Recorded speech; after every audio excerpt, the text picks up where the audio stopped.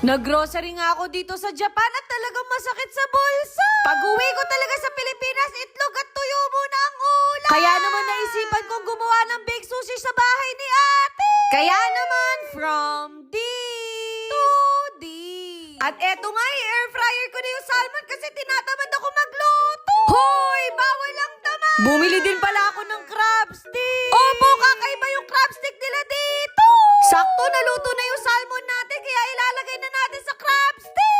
Naglagay na rin ako ng cucumber, ng mais. Tapos sinabay ko na rin yung cream cheese at mayo. Grabe, itsura pa lang nakakatakam na. Naglagay na rin ako ng pepper at saka salt. Kaya naman titimplahin na natin yung rice. Kailangan lang natin ng rice vinegar, ng asin, brown sugar, tapos imemekos-mekos mo lang.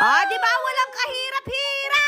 Naglagay na rin ako ng nori flakes para medyo aesthetic. Kaya naman yung minekos-mekos natin kanina, ilalagay na natin sa taas ng rice. Kabado 20 pa nga ako dito, baka hindi ko ma-perfect yung paglalagay ng mayo. Lagi ko naman sinasabi sa inyo na trust the process. Kaya para mas lalo sumarap, i-oven natin to. Kaya bago muna ako kakain, iinom muna ako nitong apple cider gummy. Ayoko kasing nafe-feel na bloated ako, lalo na puro ako pagkain dito sa Japan. Opo, parang kumain ka lang ng candy. Minsan gusto ko itong papakin, pero 2 gummies per day lang siya. Nasusupport niya rin yung healthy digestion, pati yung metabolism. Kaya pati si Bunso at si ate, tinry na din nila. At least kahit anong kainin namin, hindi na kami magwa-worry. Sakto, luto na rin yung baked sushi natin. Isipin nyo dati, umaasa lang ako lagi sa luto ng nanay ko. Ngayon, kaya ko na talaga magluto. Kaya sa magiging future husband ko dyan, ready na akong pagsilbihan ko. Hoy, wag muna! Itadakimasu!